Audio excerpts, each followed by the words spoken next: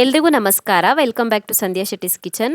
ಇವತ್ತಿನ ವಿಡಿಯೋದಲ್ಲಿ ಪ್ರಾನ್ಸ್ ಕರಿ ರೆಸಿಪಿನ ಶೇರ್ ಮಾಡ್ತಾ ಇದ್ದೀನಿ. ಕುಂದಾಪುರ ಹಾಗೆಯೇ ಇತರ ಕರಾವಳಿ ಭಾಗಗಳಲ್ಲಿ ಎಣ್ಣೆ ಸೇರಿಸ್ತೇನೆ ಮಾಡುವಂಥ ಸಿಗಡಿ ಅಥವಾ ಚಟ್ಲಿ ಸಾರನ್ನು ಯಾವ ರೀತಿ ಮಾಡೋದಂತ ತೋರಿಸ್ತಾ ಇದ್ದೀನಿ. ಸೊ ನಾನಿಲ್ಲಿ ಅರ್ಧ ಕೆಜಿ ಆಗೋಷ್ಟು ಚಟ್ಲಿನ ತೊಗೊಂಡಿದ್ದೀನಿ, ಅರ್ಧ ಕೆಜಿ ಆಗೋಷ್ಟು ಪ್ರಾನ್ಸನ್ನು ತೊಗೊಂಡಿದ್ದೀನಿ. ಆಲ್ರೆಡಿ ಕ್ಲೀನ್ ಮಾಡಿ ಇಟ್ಕೊಂಡಿದ್ದೀನಿ. ಇದನ್ನು ಫಸ್ಟಿಗೆ ಮ್ಯಾರಿನೇಟ್ ಮಾಡ್ಕೊಳ್ಬೇಕು. ಮ್ಯಾರಿನೇಷನ್ಗೆ 1/4 ಚಮಚ ಆಗೋಷ್ಟು ಅರಿಶಿನ ಪುಡಿ ಹಾಕ್ಕೊಳ್ಳಿ. ಹಾಗೆಯೇ ರುಚಿಗೆ ತಕ್ಕಷ್ಟು ಉಪ್ಪನ್ನು ಸೇರಿಸ್ಕೊಳ್ಳಿ. ಒಂದು ಅರ್ಧ ಚಮಚ ಆಗೋಷ್ಟು ಉಪ್ಪನ್ನು ಸೇರಿಸ್ಕೊಳ್ಳಿ. ಉಪ್ಪು ಮತ್ತು ಅರಿಶಿನ ಪುಡಿ ಸೇರಿಸ್ಬಿಟ್ಟು ಚೆನ್ನಾಗಿ ಮಿಕ್ಸ್ ಮಾಡಿ ಇದನ್ನ ಇವಾಗ ಮ್ಯಾರಿನೇಟ್ ಮಾಡ್ಕೊಳ್ಬೇಕು. ಇದು ಮ್ಯಾರಿನೇಟ್ ಆಗೋಷ್ಟರಲ್ಲಿ ನಾವು ಮಸಾಲೆನ ರೆಡಿ ಮಾಡ್ಕೊಳ್ಳೋಣ. ಒಂದು 15-20 ನಿಮಿಷ ಆದ್ರೂ ಬೇಕಾಗ್ಬೋದು ಮಿನಿಮಮ್ಮು.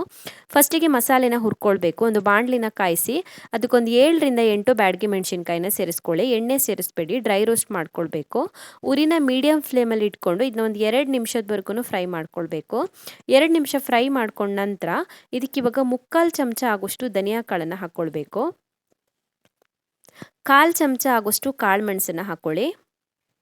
1/4 ಚಮಚ ಆಗೋಷ್ಟು ಜೀರಿಗೆ, ಒಂದು 2 ಚಿಟಿಕೆ ಆಗೋಷ್ಟು ಮೆಂತೆಕಾಳು, ಹಾಗೆಯೇ ಒಂದೇ ಒಂದು ಚಿಟಿಕೆ ಆಗೋಷ್ಟು ಓಂ ಕಾಳನ್ನು ಸೇರಿಸ್ಕೊಳ್ಬೇಕು. ಕ್ಯಾರಮ್ ಸೀಡ್ಸನ್ನು. ಚಟ್ಲಿ ಸಾರಿಗೆ ಸ್ವಲ್ಪ ಓಂ ಕಾಳು ಹಾಕಿದ್ರೆ ರುಚಿ ಚೆನ್ನಾಗಿ ಬರುತ್ತೆ. ಸೊ ಇದನ್ನ ಇವಾಗ ಮತ್ತೆ ಮೆಣಸಿನ್ಕಾಯಿನೂ ಸೇರಿಸಿ ಮತ್ತೆ ಒಂದು 2-3 ನಿಮಿಷ ಹುರ್ಕೊಳ್ಬೇಕು. ಹುರ್ಕೊಂಡಿರುವಂಥ ಮಸಾಲೆ ತಣ್ಣದಾದ ನಂತರ ಇದಕ್ಕೆ ಇವಾಗ 1 ಕಪ್ ಆಗೋಷ್ಟು ತೆಂಗಿನಕಾಯಿ ತುರಿ ಹಾಕ್ಕೊಳ್ತಾ ಇದ್ದೀನಿ. ಒಂದು ಸಣ್ಣ ತೆಂಗಿನಕಾಯಲ್ಲಿ ಅರ್ಧ ತೆಂಗಿನಕಾಯಿ ತೊಗೊಂಡಿದ್ದೀನಿ. ಹಾಗೆಯೇ ಒಂದು 4 ಎಸ್ಲಾಗೋಷ್ಟು ಬೆಳ್ಳುಳ್ಳಿ ಹಾಕ್ಕೊಳ್ಬೇಕು. ಮತ್ತು 2 ಈರುಳ್ಳಿನ ಕಟ್ ಮಾಡಿ ಹಾಕ್ಕೊಳ್ತಾ ಇದ್ದೀನಿ. 2 ಸಣ್ಣ ಸೈಜ್ನ ಈರುಳ್ಳಿನ ಕಟ್ ಮಾಡಿ ಹಾಕ್ಕೊಳ್ತಾ ಇದ್ದೀನಿ. ಒಂದು ಸಣ್ಣ ಪೀಸ್ ಆಗೋಷ್ಟು ಹುಣಸೆ ಹಣ್ಣು. ಮೀನು ಸಾರಿಗೆ ಬೇಕಾಗೋದಕ್ಕಿಂತ ಸ್ವಲ್ಪ ಕಡಿಮೆನೇ ಹುಳಿ ಬೇಕಾಗತ್ತೆ. ಇದಕ್ಕೆ 1/4 ಚಮಚ ಆಗೋಷ್ಟು ಅರಿಶಿನ ಪುಡಿ ಹಾಕ್ಕೊಳ್ಳಿ. ಇವಾಗ ಇದಕ್ಕೆ ಸ್ವಲ್ಪನೇ ನೀರನ್ನು ಸೇರಿಸ್ಬಿಟ್ಟು ನೈಸಾಗಿ ರುಬ್ಕೊಳ್ಬೇಕು. ಮಸಾಲೆನ ಎಷ್ಟು ನೈಸಾಗಿ ರುಬ್ತೀವೋ ಅಷ್ಟು ರುಚಿಯಾಗಿ ಬರುತ್ತೆ. ಸೊ ನಾನು ಮಸಾಲೆನ ರುಬ್ಬಿ ಆದ ನಂತರ ಇನ್ನೊಂದು ಬಾಣಲೆಗೆ ಹಾಕ್ಕೊಂಡಿದ್ದೀನಿ. ಅದಕ್ಕೊಂದು 2-3 ಲೋಟ ಆಗೋಷ್ಟು ನೀರು ಹಾಕ್ಕೊಂಡಿದ್ದೀನಿ. ಜಾಸ್ತಿ ದಪ್ಪ ಬೇಡ, ವಿಡಿಯೋದಲ್ಲಿ ತೋರಿಸಿರೋ ಹಾಗೆ ಅದನ್ನು ರೆಡಿ ಮಾಡ್ಕೊಳ್ಳಿ. ಇಷ್ಟು ದಪ್ಪ ಮಾಡ್ಕೊಳ್ಳಿ. ಸೊ ಇದನ್ನ ಇವಾಗ ಫಸ್ಟಿಗೆ ಚೆನ್ನಾಗಿ ಕುದಿಸ್ಕೊಳ್ಬೇಕು. ಪ್ರಾನ್ಸ್ ಹಾಕೋದಕ್ಕಿಂತ ಮುಂಚೆ ಇದನ್ನ ಒಂದು 10 ನಿಮಿಷ ಆದ್ರೂ ಕುದಿಸ್ಕೊಳ್ಬೇಕು. ಮತ್ತು ಪ್ರಾನ್ಸ್ ಹಾಕಿದ ನಂತರ ಜಾಸ್ತಿ ಹೊತ್ತು ಬೇಯಿಸ್ಕೊಳ್ಳೋ ಅವಶ್ಯಕತೆ ಇಲ್ಲ. ಒಂದು 10 ನಿಮಿಷದವರೆಗೂ ಗ್ರೇವಿನ ಚೆನ್ನಾಗಿ ಕುದಿಸ್ಕೊಂಡಿದ್ದೀನಿ. ಇದಕ್ಕೆ ಇವಾಗ ಪ್ರಾನ್ಸನ್ನು ಸೇರಿಸ್ಕೊಳ್ಳೋಣ. ನಾವು ಉಪ್ಪು ಮತ್ತು ಅರಿಶಿನ ಪುಡಿ ಸೇರಿಸಿ ಮ್ಯಾರಿನೇಟ್ ಮಾಡಿ ಇಟ್ಕೊಂಡಿರುವಂಥ ಪ್ರಾನ್ಸನ್ನು ಸೇರಿಸ್ಕೊಳ್ಳೋಣ.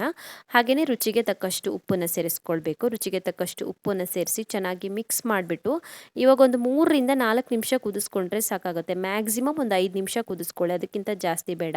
ಪ್ರಾನ್ಸು ಓವರ್ ಕುಕ್ ಆದರೆ ಚೆನ್ನಾಗಾಗಲ್ಲ. ಮುಚ್ಚಳ ಮುಚ್ಚಿಬಿಟ್ಟು ಒಂದು 3-4 ನಿಮಿಷದವರೆಗೂ ಕುದಿಸ್ಕೊಳ್ಬೇಕು. ಪ್ರಾನ್ಸ್ ಬೇಗನೆ ಬೆಂದ್ಬಿಡುತ್ತೆ. ಸೊ ರೆಡಿಯಾಗಿದೆ. ಇದು ಕುಂದಾಪುರ ಸ್ಟೈಲಲ್ಲಿ ಮಾಡಿರುವಂಥ, ಎಣ್ಣೆ ಹಾಕ್ದೇ ಮಾಡಿರುವಂಥ ಹೆಲ್ದಿ ಆಗಿರುವಂಥ ಪ್ರಾನ್ಸ್ ಕರಿ ರೆಡಿಯಾಗಿದೆ. ತುಂಬಾ ಟೇಸ್ಟಿ ಆಗಿರುತ್ತೆ. ಅನ್ನಕ್ಕಿರ್ಬೋದು, ಇಡ್ಲಿ ದೋಸೆಗಿರ್ಬೋದು, ನೀರು ದೋಸೆಗಿರ್ಬೋದು ಬೆಸ್ಟ್ ಕಾಂಬಿನೇಷನ್ ಅಂತ ಹೇಳ್ಬೋದು. ಸೊ ನೀವು ಕೂಡ ಇದೇ ರೀತಿ ಪ್ರಾನ್ಸ್ ಕರಿನ ಒಂದ್ಸಲ ಟ್ರೈ ಮಾಡಿ ಕಮೆಂಟಲ್ಲಿ ತಿಳಿಸಿ ಹೇಗಿದೆ ಅಂತ. ಇನ್ನೂ ಹೆಚ್ಚಿನ ವಿಡಿಯೋಗಳಿಗೆ ನನ್ನ ಯೂಟ್ಯೂಬ್ ಚಾನಲನ್ನು ಸಬ್ಸ್ಕ್ರೈಬ್ ಮಾಡ್ಕೊಳ್ಳಿ. ಹಾಗೆಯೇ ನನ್ನನ್ನು ಫಾಲೋ ಮಾಡೋದನ್ನು ಮರಿಬೇಡಿ.